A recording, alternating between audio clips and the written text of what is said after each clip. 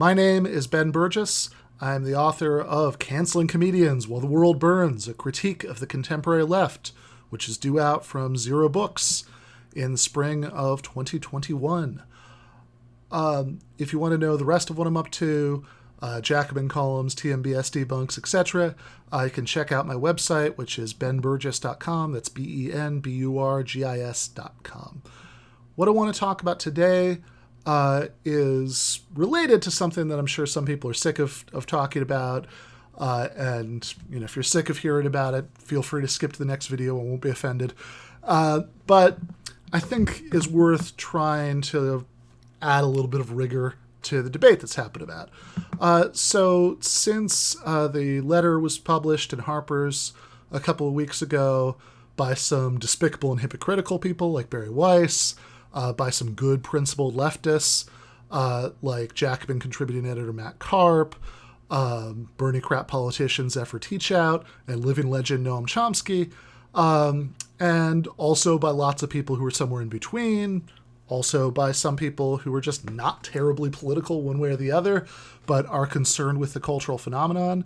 I don't think anybody's ever accused Winston Marsalis of being a member of the intellectual dark web, or the great novelist Jeffrey Eugenides, for example.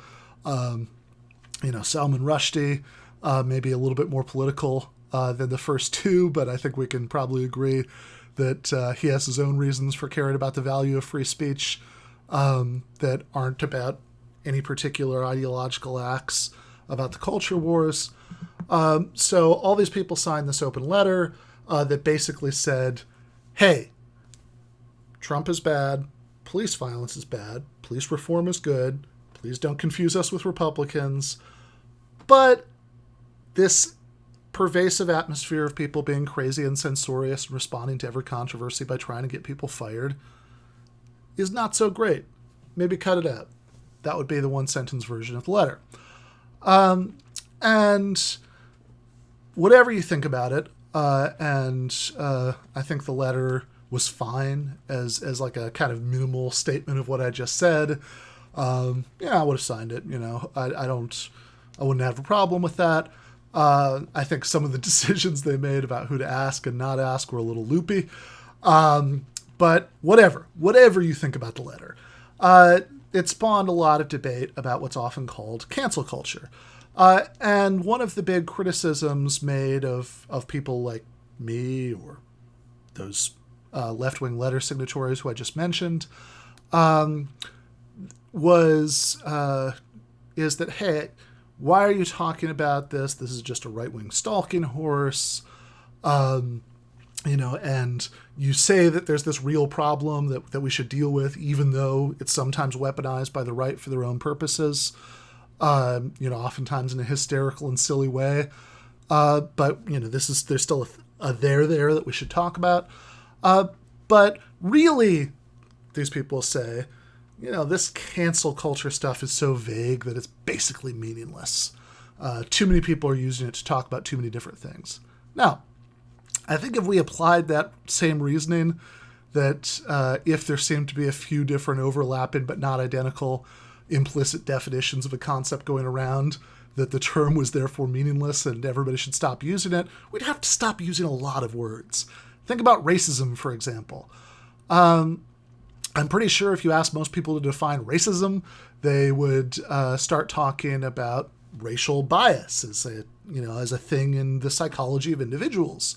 But then a lot of leftists say, no, that's not what I mean when I say racism. I'm talking about something structural. I'm talking about a system of oppression.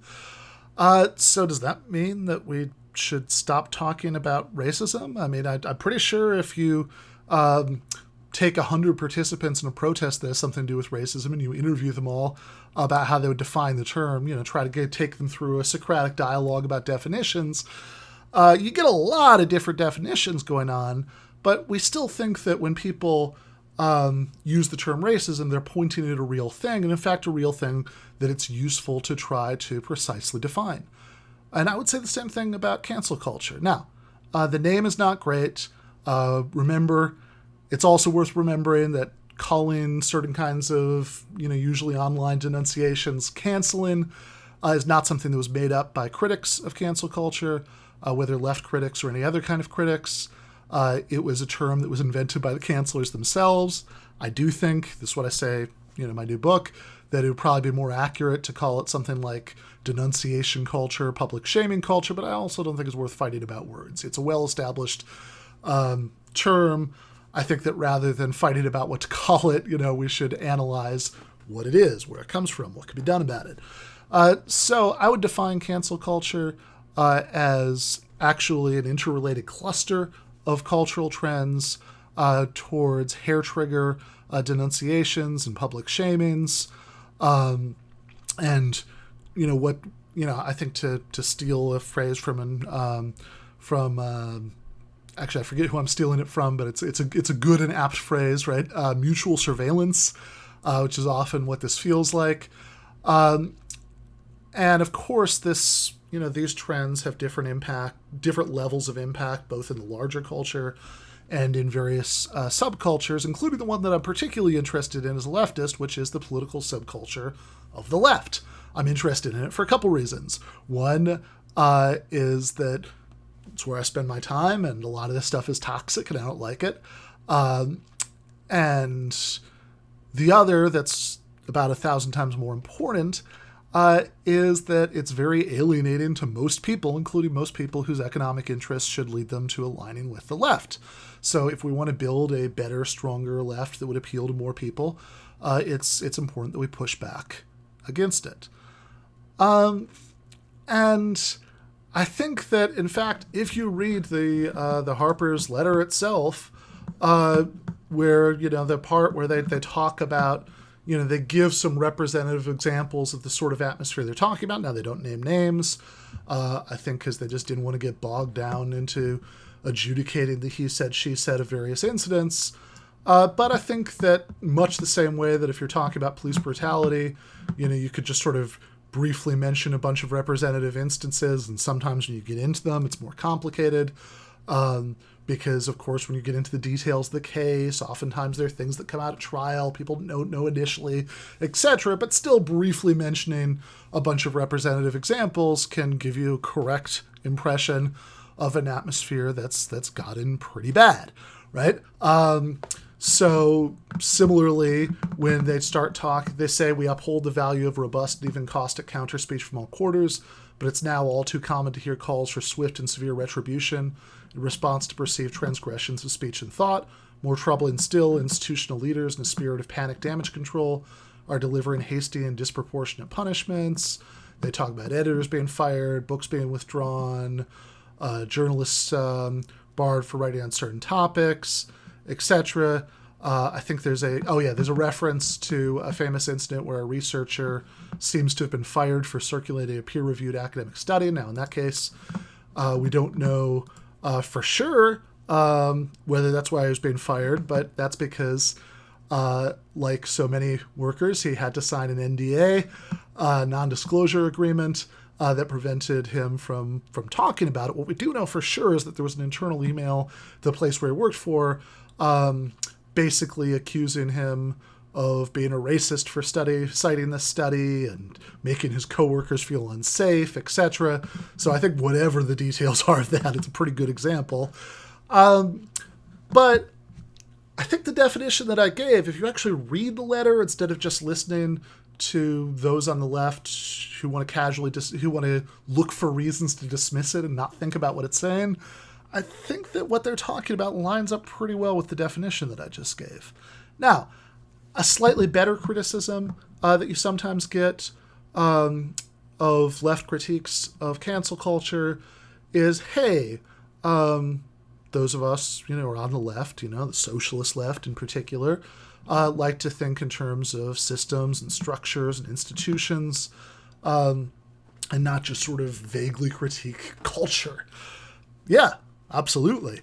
And if you're treating this as if it were just this sort of random generational trend that, landed from nowhere, then, there's a certain way that somebody who's a leftist, who's used to thinking in those other terms, as they should, is understandably going to push back against that. But I don't think we have to. I think we can give a pretty rigorous analysis of where it comes from.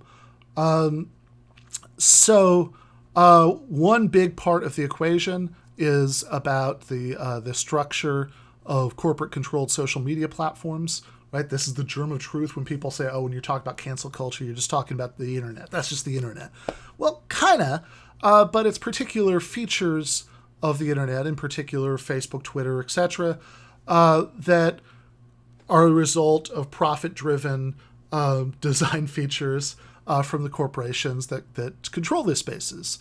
The likes, the retweets, etc., that give people every motive in the world to do things like, something I saw a couple weeks ago when a writer, doesn't matter, I'm not going to name and shame because they did eventually take down the tweet. And anyway, that would be a little ironic given what I'm complaining about, to call out the individual. But in any case, a writer with about 15,000 Twitter followers, that kind of account, saw Wendell Potter, who is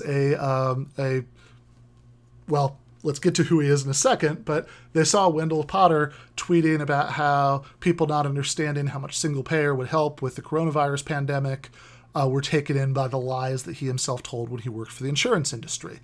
This person tweeted, "Oh my God, this disgusting piece of shit actually admitted it."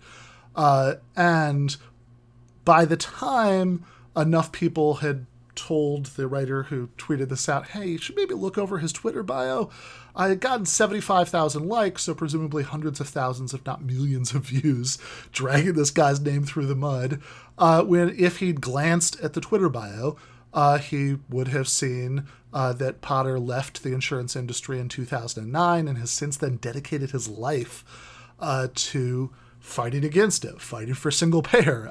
This is a genuinely heroic person. He's the Daniel Ellsberg of the insurance industry. And again, this kind of hair-triggered denunciation, public shaming, is really incentivized by the structure of the platform because you get this instant validation, all these tens of thousands of rage likes, for leading such a denunciation, because the people who design these know perfectly well that makes their product more addictive, which is generally something that profit-seeking corporations try to do. And so this is what leads, to, it's certainly not unique to the left. You see this all over the culture, including, by the way, on the right. Google Lindsay Stone and the chapter on her in John Ronson's book, So You've Been Publicly Shamed. That's an example of a particularly brutal and prolonged online denunciation, public shaming that really ruined this woman's life, that was led by conservative, patriotic military veterans. But it has a particularly toxic form, and one, again, that anybody who wants to make the left as appealing to as many people as possible should be very worried about when it intersects with the particular pathologies of the left. What do I mean when I say the particular pathologies of the left?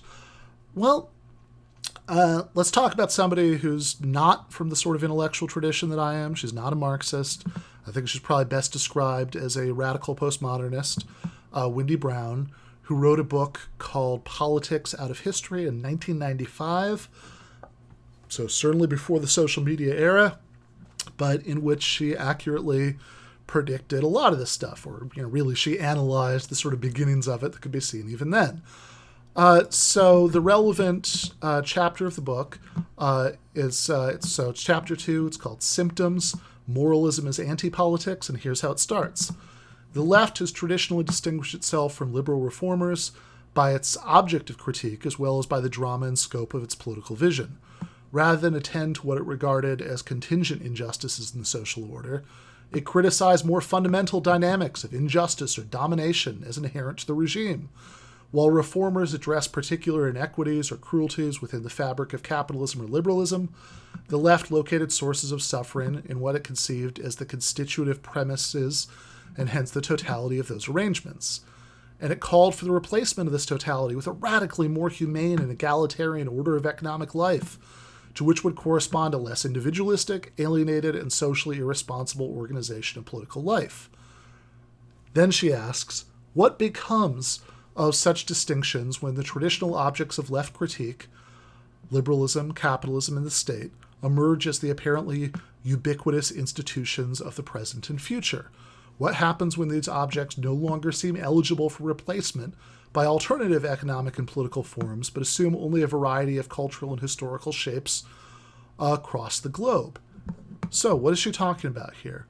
Well, basically between the severe and repeated and extended defeats and retreat of working class organization, of the labor movement, and the end of the Cold War, as bad as authoritarian capital C communism was in many ways, its fall convinced a great many people, even people on the left, that the window had sort of closed for all time on fundamentally changing the economic structure of society. For example, read Christopher Hitchens' book, Letters to a Young Contrarian, which was published in 2001, before his big post-9/11 turn to the right.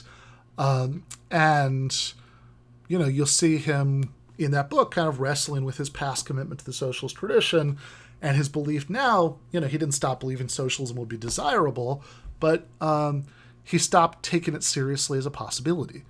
And so did a lot of people. The relevant phrase here comes from Margaret Thatcher, as there is no alternative, Tina. And this had a pretty profound effect.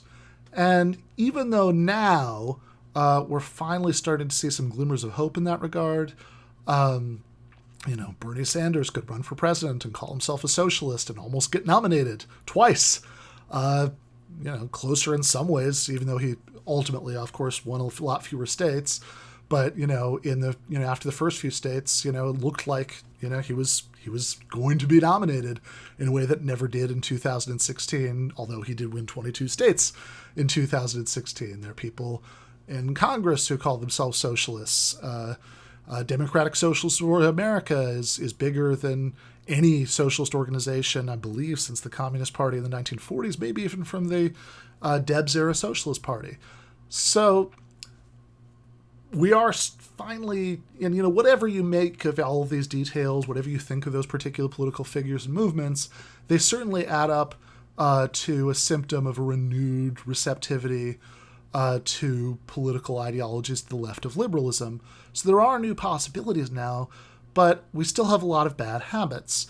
And one of those bad habits is very nicely analyzed in this chapter of Wendy Brown's Politics Out of History. And what she's saying here, I think, in a lot of ways, what I was trying to say at a recent column that I wrote for ARC Digital Media called Overdosing on Symbolism, which was about the way that, when there's all this anger about police violence, a lot of people who are feeling defeatist about actually changing a deeply entrenched state institution like policing end up sort of looking for less important symbolic victories.